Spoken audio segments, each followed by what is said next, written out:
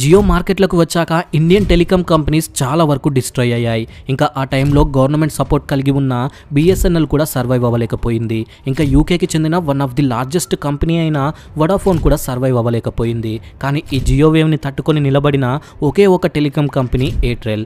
ఈ company survive అవ్వడానికి కారణం ఎయిర్టెల్ కంపెనీ ఫౌండర్ అయిన సునీల్ మిట్టల్ గారు. Cycle parts, generators and telephone assembling నుంచి మొదలైన సునీల్ మిట్టల్ గారి ప్రయాణం ఈ రోజుటి ఎయిర్టెల్ సక్సెస్ వరకు ఎంతో ఇన్స్పిరేషనల్.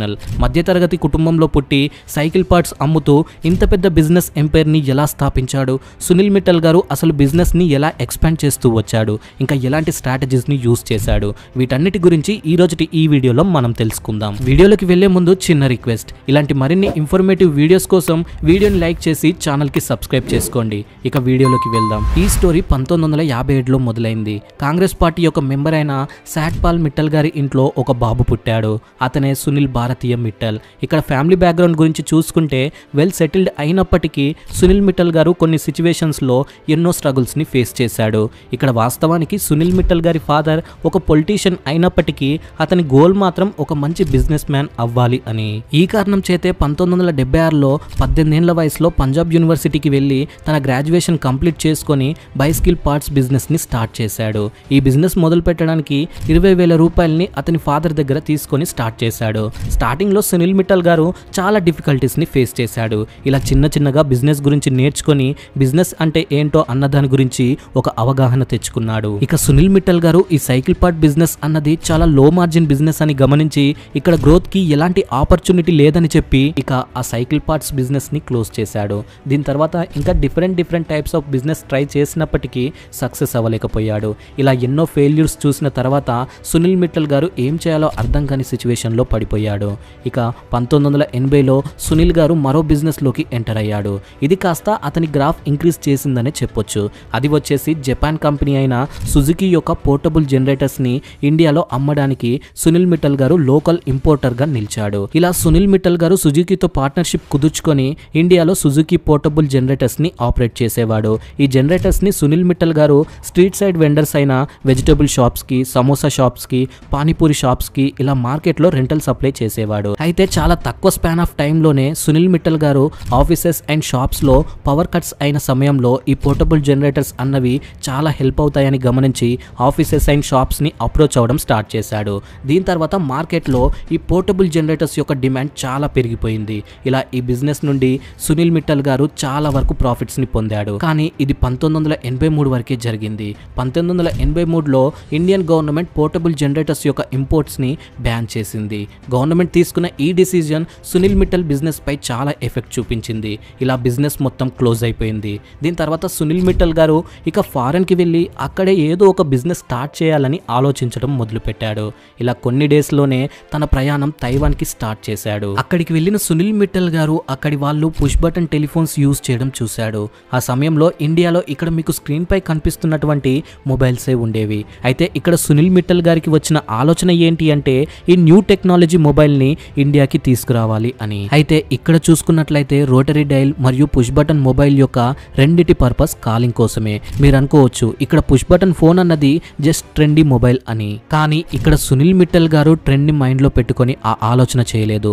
రోటరీ డయల్ లో ఎవరికైనా కాల్ చేయాలి అనుకున్నప్పుడు ప్రతి డిజిట్ ని రొటేట్ చేసి డయల్ చేయాల్సి వచ్చేది. దీంతో అది చాలా టైం కన్జ్యూమ్ చేసేది. సో ఇలా రొటేట్ చేసి చాలా రిపేర్స్ కూడా వచ్చేవి. కానీ పుష్ బటన్ ఫోన్స్ విషయానికి వస్తే చాలా స్పీడ్ డైలింగ్ అండ్ కంఫర్టబుల్ గా ఉండేవి. ఈ విధంగా 1984లో సునీల్ మిట్టల్ గారు తైవాన్ కంపెనీ అయిన కింగ్ నెట్ తో పార్ట్నర్షిప్ కుదుర్చుకొని పుష్ బటన్ ఫోన్స్ ని ఇండియాకి ఇంపోర్ట్ చేసుకొని వాటిని ఇండియాలో అసెంబ్లింగ్ చేయడం స్టార్ట్ చేశాడు. ఇలా కొంతకాలంలోనే ఈ బిజినెస్ ర్యాపిడ్ గా గ్రో అవ్వడం స్టార్ట్ అయింది. ఇంతలా గ్రో అయినప్పటికీ ఇది ఎంతకాలం ఉండదని ముందే ఆలోచించి సునీల్ మిట్టల్ గారు భారతీ టెలికాం లిమిటెడ్ BTL అనే పేరుతో ఒక కంపెనీ స్టార్ట్ చేశాడు. ఇంకా జర్మనీ కంపెనీ అయిన సెమెన్స్ తో కలిసి ఇండియాలో పుష్ బటన్ ఫోన్స్ ని సొంతంగా మ్యానుఫ్యాక్చరింగ్ చేయడం స్టార్ట్ చేశాడు. 1990 వరకు సునీల్ మిట్టల్ గారు బిజినెస్ ని డైవర్సిఫై చేస్తూ ఎన్నో ప్రొడక్ట్స్ ని ప్రజల ముందుకు తీసుకువచ్చాడు. మీరు కూడా వినే ఉంటారు BTL అనే పేరుతో ఇలాంటి ల్యాండ్ లైన్ ఫోన్స్ రావడం.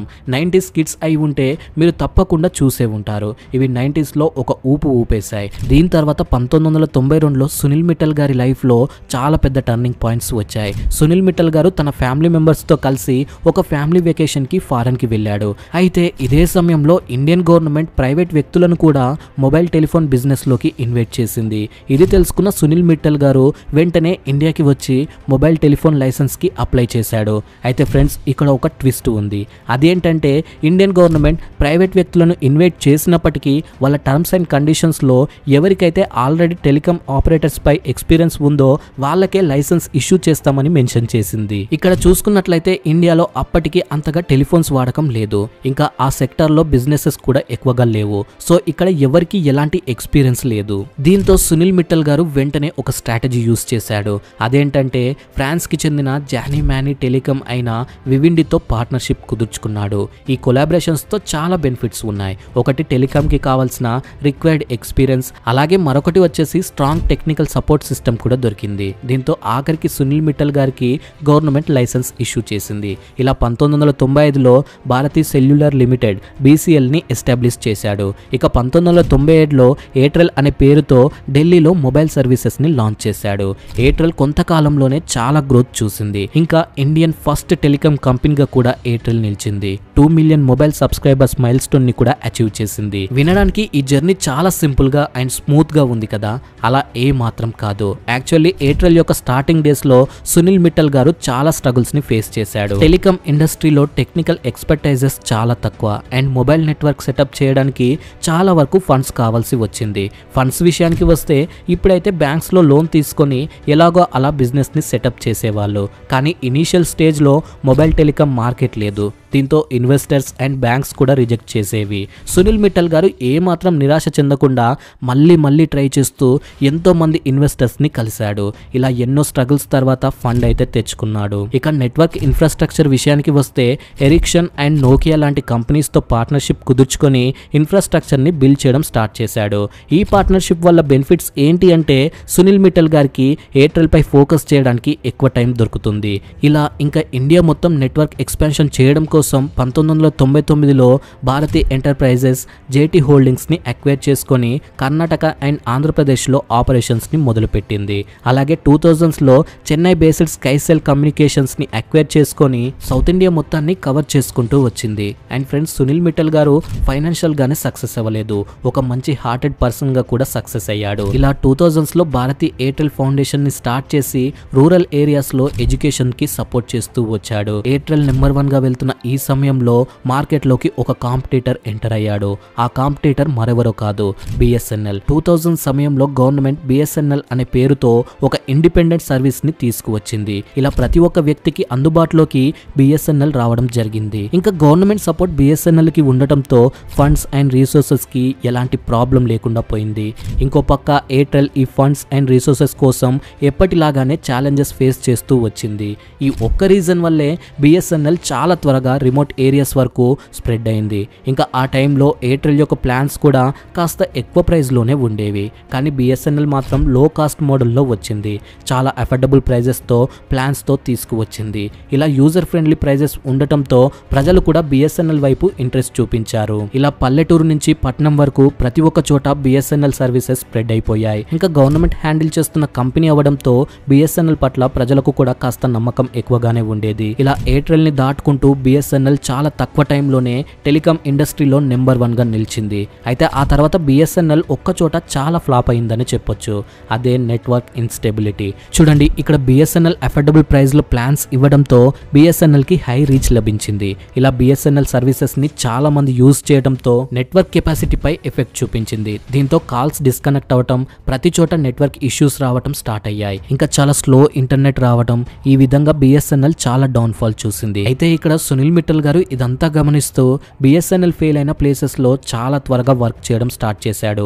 ఇలా లేటెస్ట్ టెక్నాలజీతో నెట్వర్క్ ఇన్ఫ్రాస్ట్రక్చర్ ని బిల్డ్ చేశాడు. కస్టమర్స్ కి అనుగుణంగా కస్టమర్ నెంబర్స్ ని 24/7 సపోర్ట్ సిస్టమ్ ని స్టార్ట్ చేశాడు. ఇది ఆ టైంలో ఎయిర్టెల్ కి ఒక గేమ్ చేంజర్ మూమెంట్ అనే చెప్పొచ్చు. వీటిపై వర్క్ చేస్తూనే సునీల్ మిట్టల్ గారు తన బిజినెస్ ఎక్స్పాన్షన్ డ్రీమ్ పై చాలా డబ్బుల్ని ఖర్చు చేశాడు. ఇలా 2002లో Bharti Enterprises Bombay stock exchange and national stock exchange list లో పబ్లిక్ అయ్యింది. ఇలా స్టాక్ మార్కెట్ లో ఎంటర్ అవ్వడంతో కంపెనీకి క్యాపిటల్ లభించింది. ఇక ఇక్కడి నుండి సునీల్ మిట్టల్ గారు ఎయిర్టెల్ ని నెక్స్ట్ లెవెల్లో ఎక్స్పాన్షన్ చేశాడు.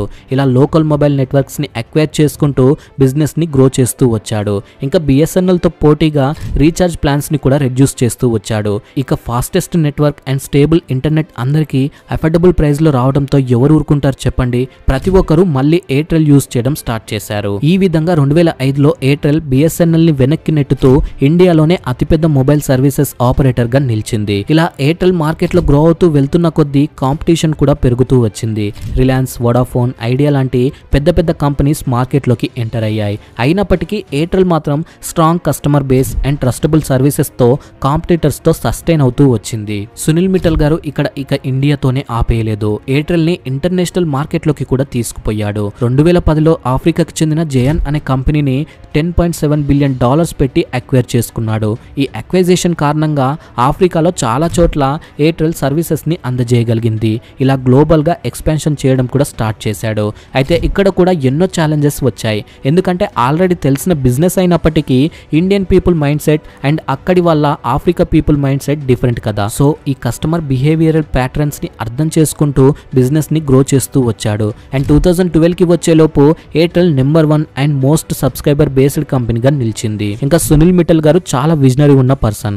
అందుకే అతను 4G సర్వీసెస్ పై వర్క్ చేస్తూ ఇండియాలో ఫస్ట్ 4G సర్వీసెస్ ని ఎయిర్టెల్ ద్వారా అందించగలిగాడు. దీంతో ఎయిర్టెల్ కంపెనీ రెప్యుటేషన్ మరింతగా పెరిగిపోయింది. High speed internet, amazing customer services తో అక్రాస్ సౌత్ ఏషియాలో 20 కంట్రీస్ లో 303 మిలియన్ మొబైల్ సబ్స్క్రైబర్స్ తో నెంబర్ 1 గా నిలిచింది. అయితే ఫ్రెండ్స్, ఇక్కడ 2016లో మార్కెట్ లోకి ఎంటర్ అయిన ఒక company telecom communication business model ని మార్చేసింది.